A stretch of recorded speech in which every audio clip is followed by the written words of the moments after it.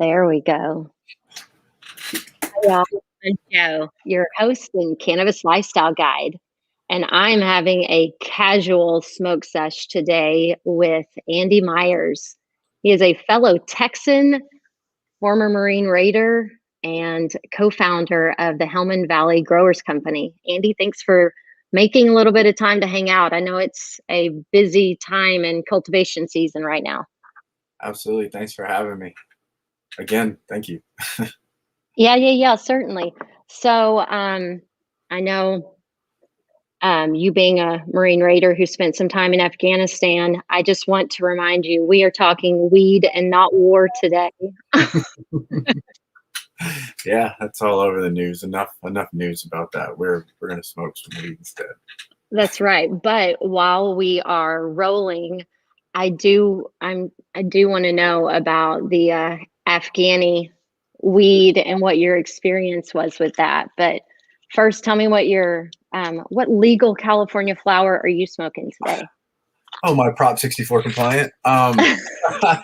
So what I have is two different GMO sherbets. I have one that I did outdoor sunlight, light depth. That's why I have it now, obviously. Like we like it, sun grown, you know. Very nice. And then nice I have cola. Thank you. And then we did it indoors, and this was the trial run with the Gavitas. And I'd like to say thank you to Hawthorne for giving me the Gavita LEDs to try out. Devin and Alyssa from Hawthorne, I appreciate it. That's yeah, I'm awkward. Right on. But yeah, so they did that. That's my first time under the LEDs. You know, I prefer sunlight grown cannabis. I'm a sustainable agricultural guy, but our facility will be indoors in Lake Elsinore. So the equipment we're running, I'm R&D right now so that we can kind of get all the learning lessons out of the way before the big show. So there's a learning curve. It's fun, and LEDs are cool now. Right on. Well, okay. So have you smoked the sun grown versus the LED? Can you tell the nuanced differences of them yet? I'm picky, so I can always tell my soil grown versus salt grown. Not always. I won't say that. Sometimes there's some very good cultivated stuff, and I bet blind taste tests I would probably not know the difference. But this specific cultivar I've been working with for the last season, so I've done it multiple times during multiple stages of the seasons, and worked on different ways to work on terpene profiles and yield, obviously. For commercial purposes, we got to have our weight. We got to pay the bills. So that's kind of where I work at. But I do prefer the outdoor sun grown. I am a terpene guy. I am a cannabis connoisseur. I do prefer my organic grown here in the Fallbrook Valley in Southern California. Right on. I appreciate that. Well, I am on the road. I'm actually up in Eureka this week in real far north Humboldt. And so I'm just using whatever I found in my stash bag this week. And I'm pretty sure that I'm about to smoke ice cream cake from Steep Hill Mendo. So, yes. And, we talked about this earlier, but everybody wanted ice cream cake. You couldn't go anywhere without people wanting ice cream cake. And now this season, the farmers can barely give the shit away because ice cream cake is so last season. They're so over it. And so I'm like, okay, I'll smoke it. Yeah. It still works for me. Yeah, hey, support your farmers, guys. If you go and buy a certain farmer's stuff, I mean, it's not like it sucks now just because the marketing fad's over. They still grow good stuff. And Well, but that's not even the consumer. That's the people that are running the inventory in those stores. I mean, to get on the shelf anymore is damn near impossible. yeah, yes, it's a tough one. I don't know if California ever made it. I wouldn't say easy. I don't know if running a small business is ever easy. It always comes with stresses, but they definitely made the hurdle a little higher for us in California. I know that from our perspective, it's we donate, as you know, most of our profits to our nonprofit for veteran medical cannabis research and to help veterans transition as well out of the military. And the more taxes they talk about, the less we can give. You know, it's kind of like, yeah, that's a good point. Anymore. It's like I can't give anymore because now everything I have is just to keep it running and just to keep employees paid. Anything else is just, hey, you guys walk around with big bags of money, you're okay. It's like, no, we're farmers. The cultivators, I don't know what agriculture industry we win.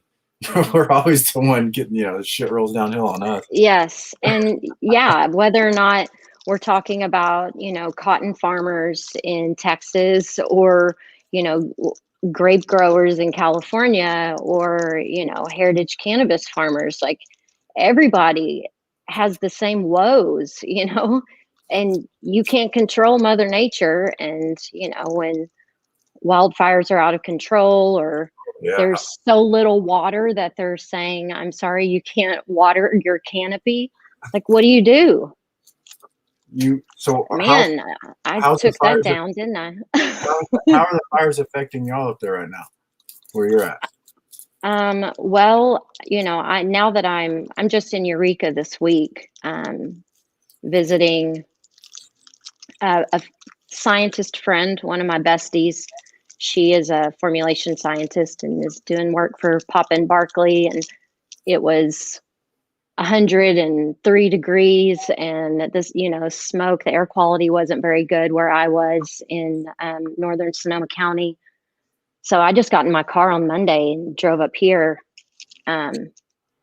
So I got away from it, but you can tell the sunrise, the sunsets, you can tell the smoke is no joke. But you're supposed to be giving me tips, by the way, on my joint rolling. Oh, your joint rolling. I'm sorry. No, I know we hadn't caught up in a while, but I'm like over here rolling a shitty joint, thinking somebody should be giving some tips, and it ain't me. I guess here, let me use the bigger paper because it's easier to show on this. Thank you, OCB. These are cool. Hemp papers are tight. So what I do is just kind of get it like this. I kind of balance it. Okay. Almost, how the joint rollers kind of look. I almost do my hands like the old. Okay, hold on. I'm gonna just do it your way. Let's. I'm gonna deconstruct this one because most of the time I always get a different lesson, and I'm already halfway doing it another way when somebody tells me their way. So I'm going to start from fresh. Okay. So do you just take it that where it's creased in the half? Yeah. Well, I kind of work that crease out a bit. So I like to work the crease out because I want to, I don't know, that's what I do. And then I kind of work it out. Then I set it just like this. If you're looking down at it, put my fingers in there, kind of like how I'd roll my fingers up if my finger was in there. Yep. So then as I take this hand out or I lay the cannabis in there like such. As you're looking down on it. Hey, the legal flower. Yes, the legal cannabis flower. Prop 64 compliant with a receipt.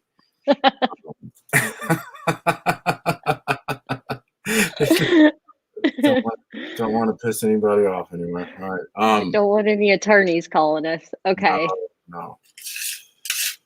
So then I do that, and I kind of just work it in. I work it down like it would be that mass, and then as I work it down.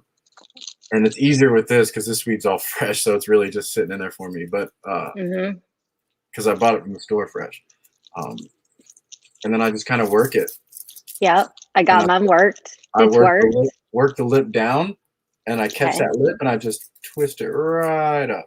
And have you put your crutch in yet? I usually do those at the end. What I'll do is today. Okay, so I do either or.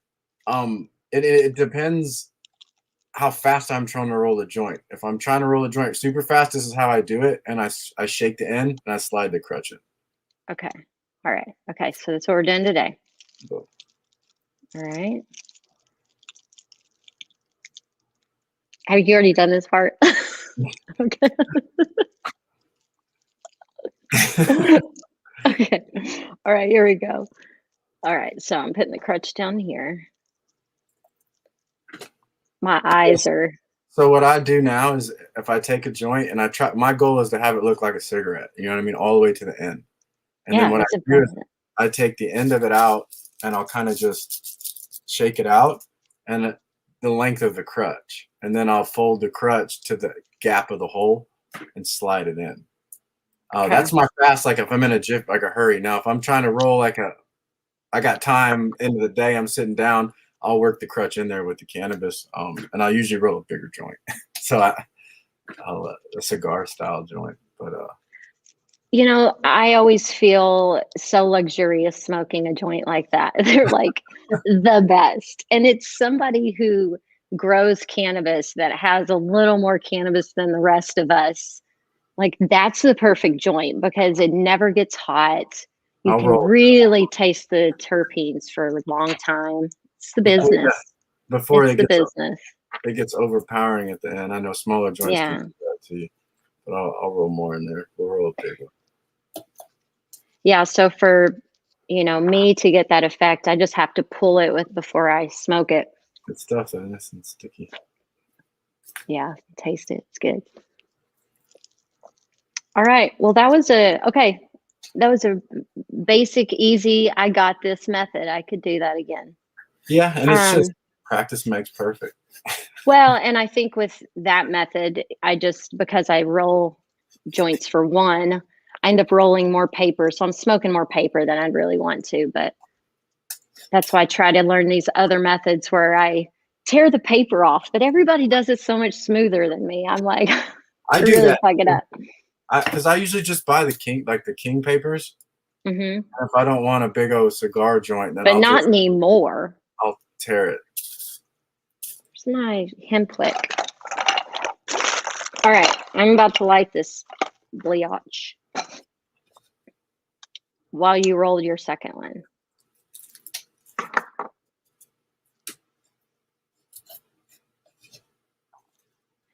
So talk to me about some Afghani weed. So That's what we all want to know.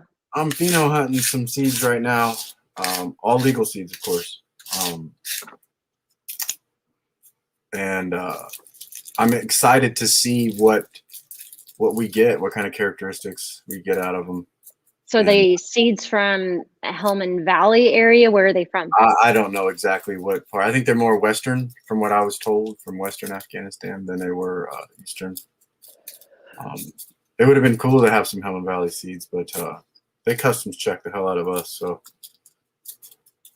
yeah, well, somebody's got to have a James Bond watch or something to put them in. Probably, maybe. I'm not. Yeah, I'm not buying that. It's impossible. Nothing's impossible. No. So you started pheno hunting for some Afghani cultivars. How long ago did you start that project? So I decided, and then here, so this is what I do here. I have the end product. Sorry. Mm-hmm. And then all I do is kind of shake it. Shake the end out and just get that out. And then I'll make the crutch. I'll do that. And this is my fast method when I'm just kind of in a hurry. I'll make it just enough where that crutch is that long. So I'll shake out that much. And then I can make the crutch the size of that, a little bit smaller than that hole, slide in there. It'll expand out and it'll hold. And that's my fast method to roll a doobie with a crutch. Okay. So did you learn this skill in Texas, in California, or in Afghanistan? The joint craft, I'm going to give it to the Sunshine State out here in the West Coast. The joint craft came post service prior to, and I only did this one time prior to service. Okay. That's right. I forgot. We would roll blunts in Houston, where I was from. And this was before the cigarillo days where you had the small cigar. So we were rolling the big, like Swisher Sweet cigars and cutting them and gutting them and then getting after it. And then most of it was paper because we didn't have a lot of weed because we're fucking young kids. And so we'd just roll it over 3 times and then it burned slow and it worked. You know what I mean? You could get a couple dudes on it without having to worry about not having a lot of weed. So Yeah. Yeah, we smoked a lot of blunts in college too. I can't do it anymore. It's terrible for my lungs. But as you can see there, I crutched it. Mm-hmm. Very nice. And that is, I mean, it looks like a Marine rolled that joint. That's that. And these are the end of the day. I go sit on my hill overlooking the orchard and I just smoke a joint. But I'll join you. Well, I wondered if if you were going to leave me hanging. Oh, never. It's hot. Okay, so you're pheno hunting. Tell me what's exciting about it right now. Everything. As you know, I love plants. And now you can tilt your screen up so your head's not cut off now that you showed me how to roll a joint. Boom. There you go. Yeah. We're working with it. Here you go. There you go. You still got branding in the shot. Way to go. Yeah. I love being with the plants, and it's I don't necessarily have to throw them all away because you're allowed a plant count legally in San Diego County. So the ones that maybe don't make the selection for mom, I can take them out and flower them under the sun and still enjoy.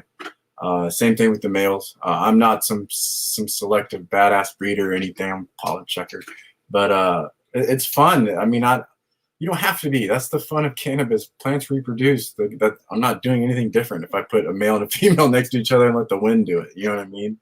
It's awesome. And to be a witness to what's happening in nature is super cool. It outdates us, and it'll be here long after us.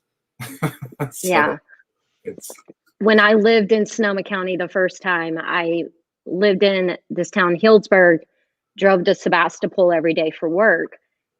And my commute was my favorite part of the day because I was driving on these windy back roads and getting to watch the vineyards change every single day and watch the sunset. And I was just like, this is like therapy. And, you know, that's normally not what someone equates to a commute to and from work. So I haven't had the experience of getting to grow my own cannabis plants from like, you know, baby to smoking my own weed. But this time that I'm in Sonoma County, I'll be able to have my own plants next year. And so I'm very excited about it. I'm pumped now. Yeah. Like now I tips or anything. Yes. Pest control. That's where I outdoors IPM is key. Integrated pest management and doing it the right way. Please don't murder things that don't need to be murdered. Well, did you watch my episode? I know you didn't. On Slow Dirt. No, I have not seen your episode on Slow Dirt. Oh my gosh, you have to watch that one. It's really good. I mean, these people have spent years and years and years putting all of the right integrated pest management and feeding the soil solution together all in one bag. And they have not had to spray, you know, they keep neem oil and that kind of thing. There you go. Represent. Thank you. But they haven't had to spray even, you know, the pest resistant, you know, cannabis friendly stuff on their shit in like 7 years. That's the key. So, bugs and bugs. I got my guys at Biotactics out here in the Hemet area. We fight bugs with bugs. I live in Fallbrook. We're citrus capital down here. You know, that's what we do. Avocados and citrus and cannabis. Oh yeah. And thrips are a big deal out here. And thrips, from what I've read in journals and academic studies, don't necessarily, to our knowledge right now, affect the end state of a cannabis. I mean, thrips carry hundreds and hundreds of bad viruses and all kinds of bad shit. but they don't seem to take a lot of effect on the cannabis sativa variety right now, as we know. So, and that's just what I know. If someone knows different and wants to chime in or let her educate, please educate. I'm a sponge. I love to learn more. So it's fun, but dealing with pests, you got to know how to get rid of them. So I know that some mites, predatory mites, love to eat thrip eggs at the larva stage or the egg stage, not the adult stage. They're too big. So I don't have to necessarily spray to get rid of the thrips. All I have to do is release mites to take their eggs away so that they don't reproduce at a fast rate. I don't completely get rid of the thrip because the thrip is part of the food chain for other bugs, but I knock it down to where it's no longer affecting. Well, and then what do you do with the mites? Do you have to have ladybugs, or the mites okay? The mites they're predator mites. They don't eat plants, they eat other bugs. Oh, okay. Yeah, circle of life. I love it. But so again, hashtag slow dirt. I don't have to know any of this shit. I'm just going to buy slow dirt. Those people, I'm convinced. Jeff and Diane know their shit, man. Are you singing the song? No, that's where that came from. I know. That's what I tell them. I'm like, I accidentally call y'all Jack and Diane. But whatever. I love it. I mean, I have a microscope right here.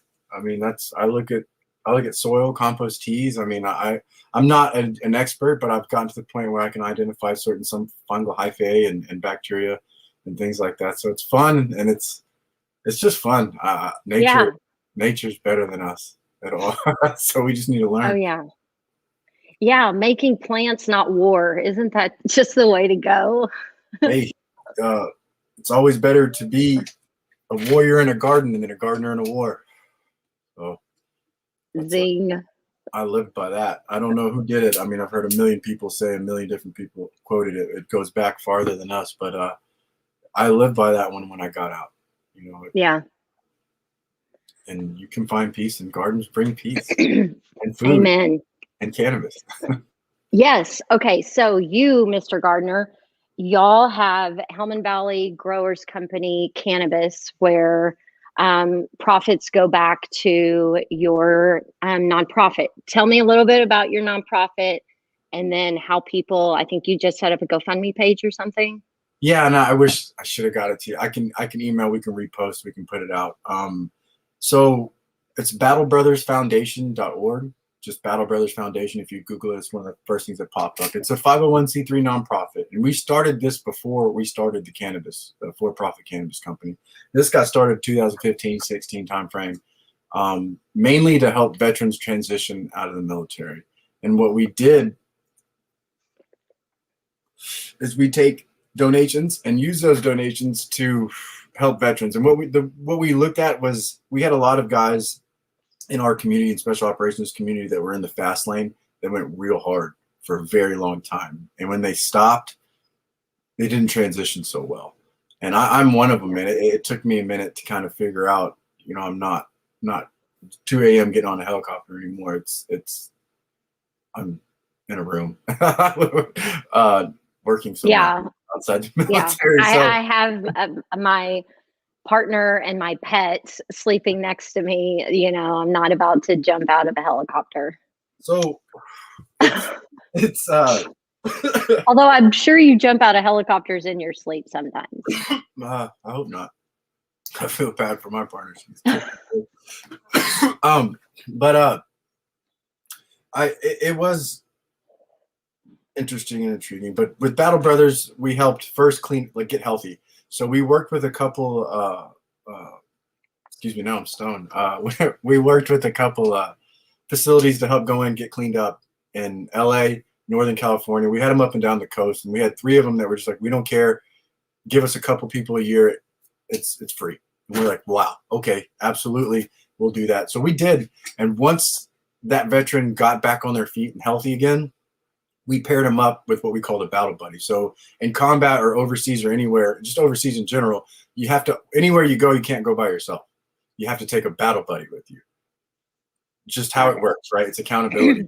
If you go missing by yourself, who's going to tell me you went missing? I'm not going to know for a day or two. Hell, until the next morning when I'm checking on everybody, right? So anywhere you go, you take your battle buddy. So that's what we did. You have a battle buddy. You have somebody who successfully went through the program, transitioned, and transitions back into society, in what we deem the correct manner, right? Like is doing it in a healthy way.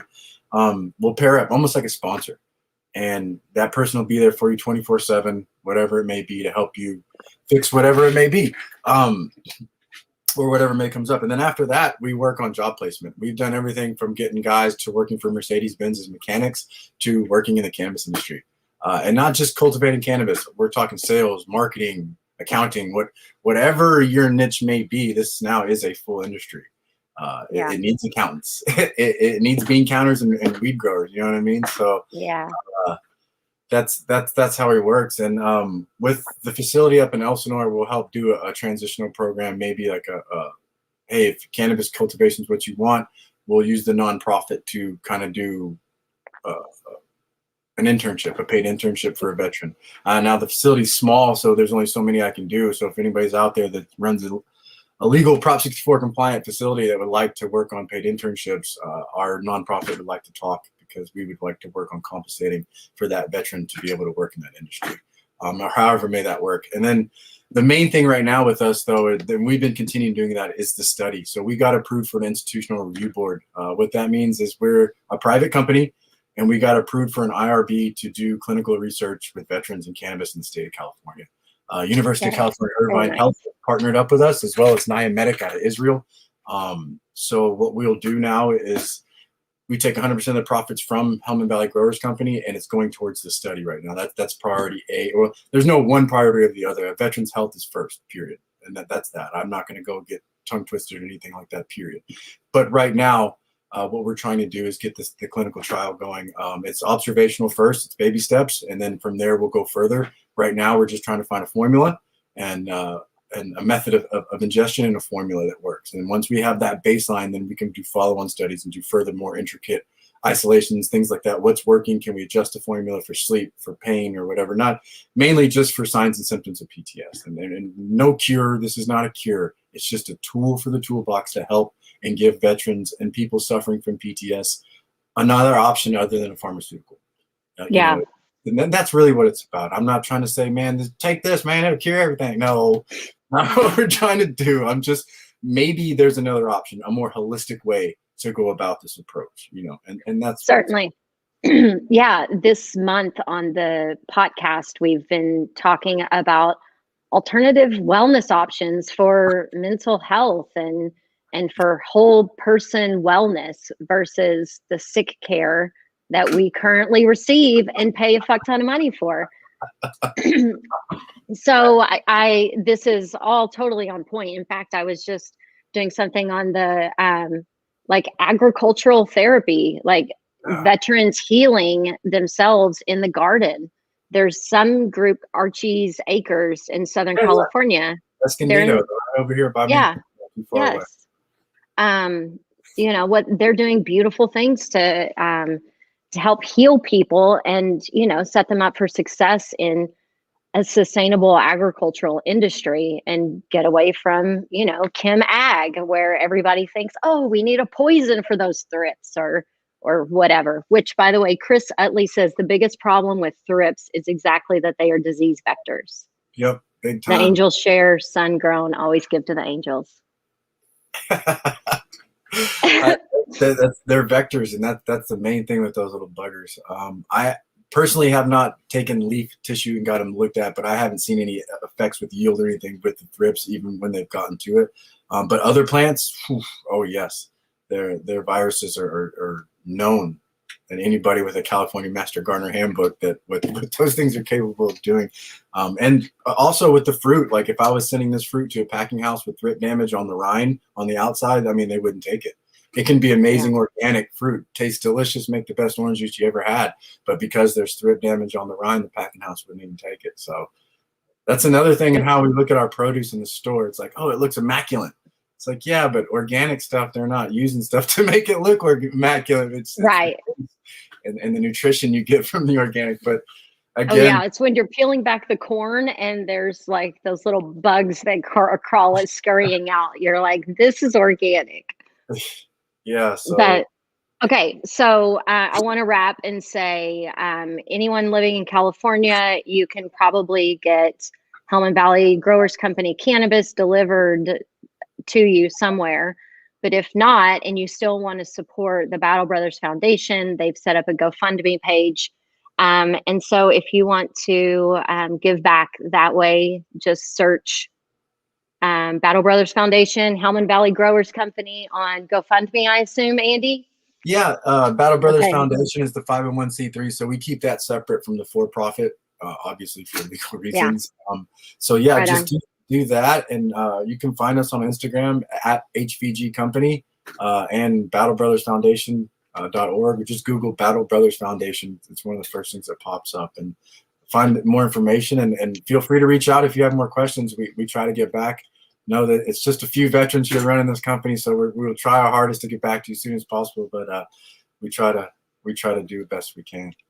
And if you want to roll joints like a Marine Raider, go to ocbusa.com/baked. You can get 4 packs of OCB rolling papers and a rolling tray for $4.99. The bundle's worth $20, but the rolling skills and street cred you're going to earn, my friend, makes this bundle priceless. Thank you, OCB. And thank you, Andy, for rolling with me today. And thanks, Chris, for your mad gardener skills. All right. I don't have my sound engineer, so I'm having to do all this stuff on my own, and it's not as easy as it looks. All right, guys. Thanks for hanging out.